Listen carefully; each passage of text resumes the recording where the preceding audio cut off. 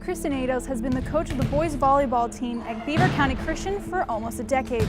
Despite her success, some still see her as a novelty as one of the only female coaches of a boys sport in the Times coverage area.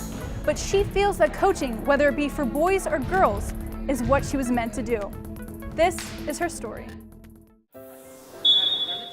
After the WPIAL championship last year, I was sitting watching the AA consolation game.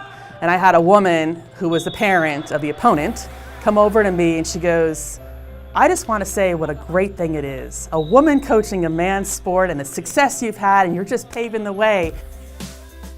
But to me, I didn't know what to say because I'm like, you as the person, male or female, have to set that example. To earn their trust, to earn the respect, to say no matter who my coach is, she or he knows what's going on, and I'm gonna listen to her, I'm gonna trust her, and I'm gonna believe that she can take us as far as she can take us. Even if it's WPIAL championship or even for some rebuilding years, she's gonna get the most out of us that she can.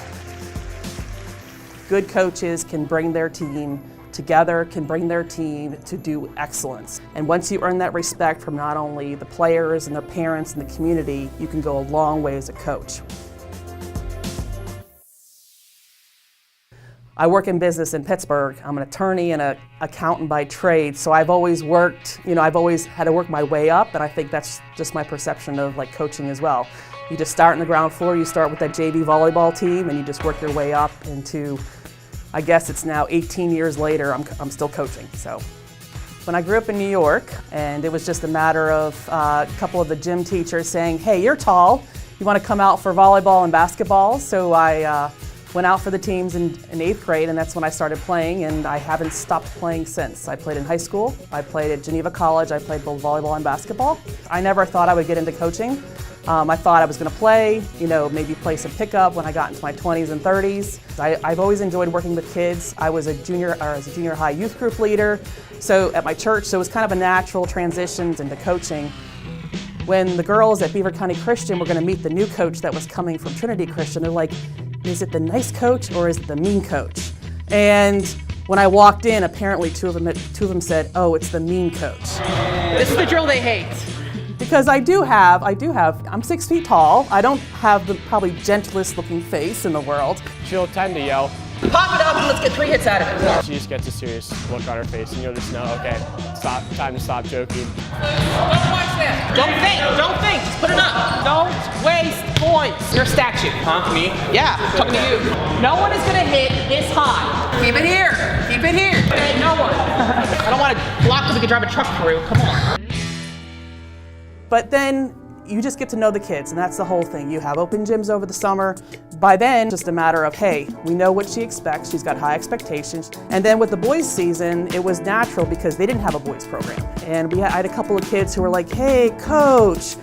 Everybody there calls me coach. "Hey, coach, why don't you start a boys team?" And I was like, why not? So the year we joined the WPIAL was that 2008-2009 year, just getting the boys on board that this is actually a boys sport and boys do play volleyball was probably the toughest thing from the players' perspective. But we have such tremendous competition, like Ambridge has won the WPIAL title year in, year out. And then obviously last year where we go into the finals for the first time ever, we're playing against the 4-time defending WPIAL champs, and we've already lost to Ambridge twice in section play last year. But the boys, it just was amazing to see them just come together. I mean, we won 3-0. I mean, it was a shock that we shut out Ambridge. From that infancy of the program, it was like, wow. When you win those big games or those big matches, it's like the hard work pays off, the kids see it to come together, and it's just that much motivation for the next season as well. Coaching, oh my goodness, if we added up the hours, it's crazy hours. And even with so many things I have going on in my life, it's just, if I think I've been given a gift to coach or the ability to coach and have the opportunity to coach, why not take it? I had such a great support system growing up. And what can I do to pass that on to somebody? And really get them to understand their potential and understand this is who you are, this is who you can be. Take baby steps and we're gonna get there to develop the potential that you have. Oh yes. Okay. Oh, say can you see? Some of the parents might be like, "You work them so hard or you push them so hard," and I'm like, I see I see something in them that they're not giving me yet. So it's basically pushing them to be the best they could be, you know, and that's what makes it so enjoyable. Yes, it's nice to get a WPIAL championship banner up, but at the end of the day, it's why do I still do what I do after all these years? Because you see how these kids just react, you see the benefit to the kids by what you're doing with them.